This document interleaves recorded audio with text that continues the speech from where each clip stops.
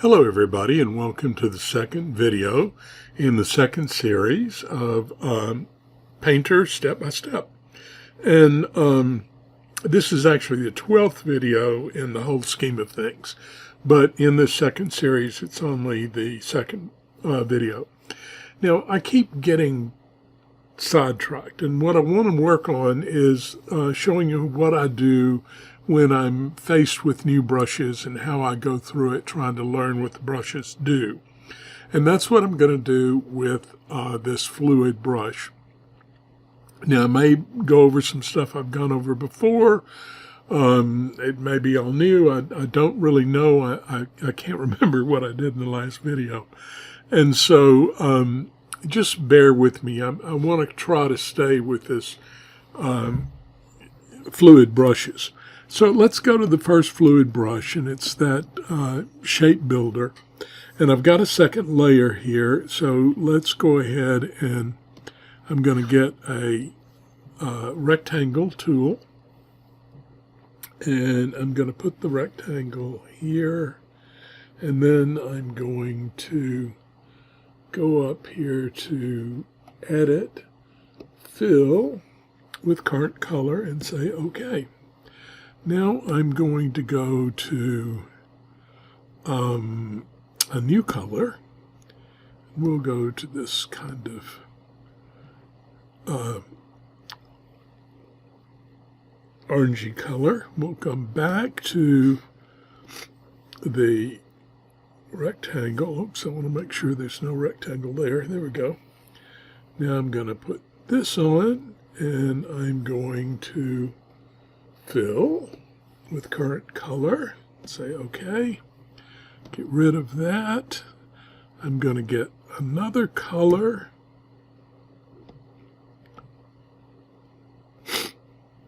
Excuse me, my nose is running today. It's been running all week. Okay, so we've got a new color, and we want to grab the rectangle, and we'll put that down, and we'll go Edit, Fill with the new color, and say OK. We'll get rid of that. All right, so now we've got some color here, and I'm going to lock this. I'm going to add one more layer. Now, what we know about the fluid brushes is that they have a couple of types of transparencies. So let's go back to the brush, and you can see here we've got a couple of types of transparencies, and that's why I've put this on here so we can see how transparent or opaque whatever the brush is. So let's pick another color. Let's go with kind of a orangey red, and I'm going to stay with Shape Builder, and I'm just going to, want to make sure that Pick Up Underlying Color is not selected. And then I'm just going to run this over the top, and as I increase my pressure, you can see the opacity happening. Okay, so it's transparent to, you can build it up to opaque. All right. So when I am faced with a new brush, the first thing I usually do, new brush type, I go to the Advanced and I go to General, and I'm expecting that in the General Brush Control panel, I will see something about a fluid brush, but I don't. I don't see anything at all. So what makes this brush a fluid brush? Well, if we come over here to this opacity, these two types of opacities that are showing, and we click on this second one, we have this that says Use Fluid Paint. So if that is checked, then it is a fluid brush. So if I uncheck that, and I come back over here, look at the difference. See, I can't get that real light effect. Now, before I go any further, let's see what I've got this set at. Skips Heavy. Let's go in and put it at Skips Base and say OK. And that's going to still give me that opaque kind of look. So what makes this a fluid brush is this little thing right here that just click on that and it becomes a fluid brush. Now, what kind of dab types make a fluid brush? Well, it's only these first few: circular, computed circular, single pixel, static bristle, and captured. As long as your dab type is one of those, you can make it into a fluid brush, which is good to know. See, if you went to camel hair, notice that the two types of opacities went away. And if we go back to, I hope, we go back to captured, see, our two opacities came back. So we know what creates a fluid brush there. Okay, so how can I change the fluid brush? Well, the first thing I probably want to look at, I want to close this. I want to look at pick up underlying color. Will it pick up underlying color? Well, let's see. We've got pick up underlying color selected, and I start painting with this pinky color, and I increase the amount until I get opacity. Okay, so if I turn this off, if it had picked up any underlying color, it would have shown.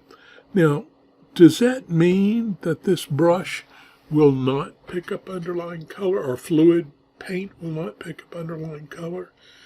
No, it doesn't, because here's one reason. See, you've got the reset set at 100% and bleed at 0%. So that alone will stop from picking up underlying color. It's going to put down so much paint that it's not going to pick anything up from below. In order to pick up underlying color, you're going to have to reduce your reset. Let's reduce it to 22 and increase your bleed. Let's just go up to about 90%. Now what I'm going to do is the same thing I did before. Light, increase my pressure until I finally get to the opacity. Okay, now I'm going to turn this off. Whoa, look at there. So now we see that it's picking up underlying color. And all it needed was to change the reset so you're not putting down so much paint, and change the bleed so that it interacts with the paint that is on the canvas or on the layer or whatever. All right, so we know that these fluid brushes will pick up underlying color. So let me reset that to its default setting. And we will get rid of that. And now let's go up here and see what else we have. We've got captured dab. So you knew from the last painter that you could change a captured dab to any one of these in here. And you may get something very different. You may get something the same. You know, you just have to try it and see how it does or what it makes. So I'm going to grab, let's grab this one, and that will change the captured dab. Now if we look at the dab preview, see I've got that. And we'll just leave it where it is and paint.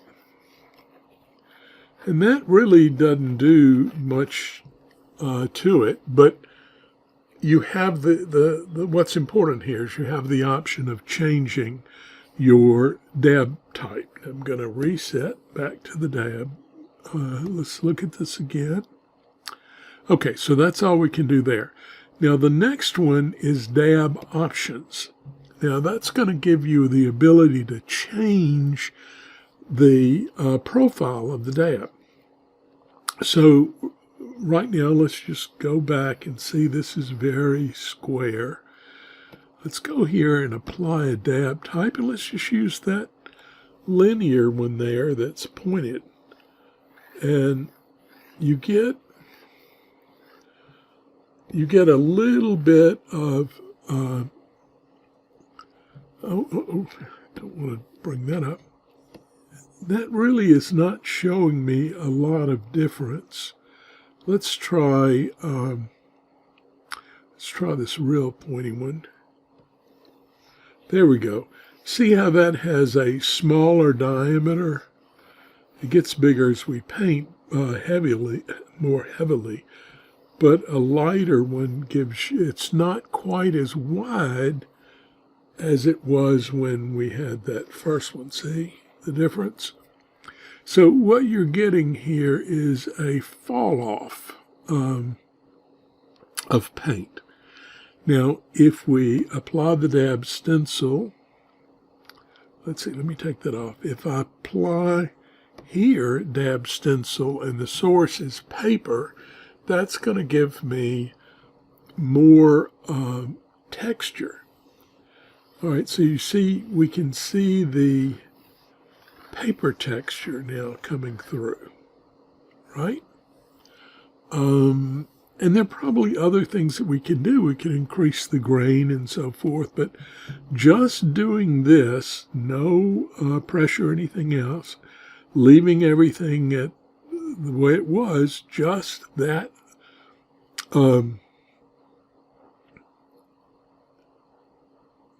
change. Let's see, let's go back here. Just applying the dab stencil, it puts a stencil on the paper, let's say, so that the brush goes over the top of it and you begin to see the paper texture there. Now remember that you can change this from paper to flow map to texture. You don't have to stay just with paper.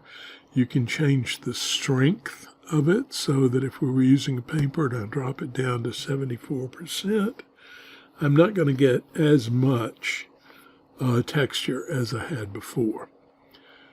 And when you drop this down, you can pick a paper, whatever you want. Now, the paper I have selected is this one right here, the greenery that's in the fluid papers. Okay, so that's been about 12 minutes. I think we ought to stop the video here. We've looked at several things that have to do with the brush, and we will come back and look at other things that have to do with fluid brushes. Okay, see you in the next video. Bye-bye.